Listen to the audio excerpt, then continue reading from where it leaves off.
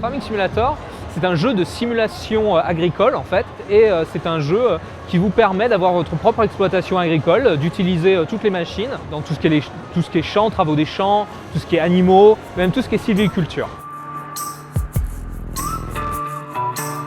On a deux équipes de 3 joueurs en fait, qui sont l'une contre l'autre pour moissonner un champ et ensuite livrer des bottes de paille. À la fin des 15 minutes, c'est vraiment l'équipe qui a marqué le plus de points qui remporte la partie.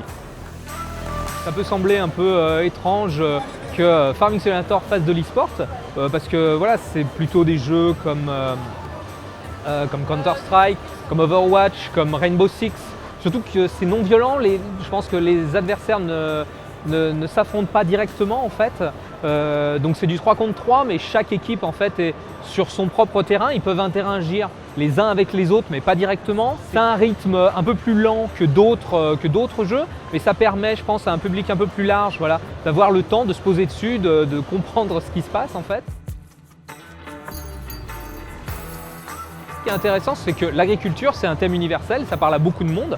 Je pense que ça parle déjà en premier lieu aux personnes qui sont dans le monde agricole. On est présent sur des salons de jeux vidéo, mais aussi on est présent sur des salons agricoles comme l'Agritechnica ou évidemment le salon d'agriculture en France. Ensuite, on a tout ce qui est la communauté de simulation en fait. Il y a tout un type de joueurs qui aiment retrouver vraiment le réalisme. Et je pense aussi qu'il y a tout simplement les enfants en fait.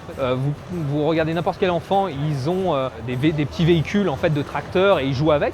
C'est un peu la même idée en fait, mais version 21e siècle, où on retrouve donc ces tracteurs qu'ils avaient juste en métal et en plastique en jeu, recréer de la manière la plus réaliste qui soit et pouvoir vraiment interagir avec de la manière la plus réaliste qui soit.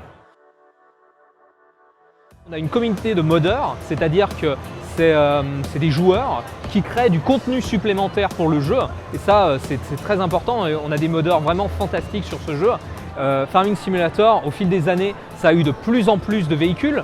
Voilà, maintenant on a plus de 300 véhicules en jeu, de plus de 100 marques possibles. Mais voilà, il y a des joueurs qui ne retrouvent pas par exemple leur tracteur de leur enfance ou vraiment des marques peu connues.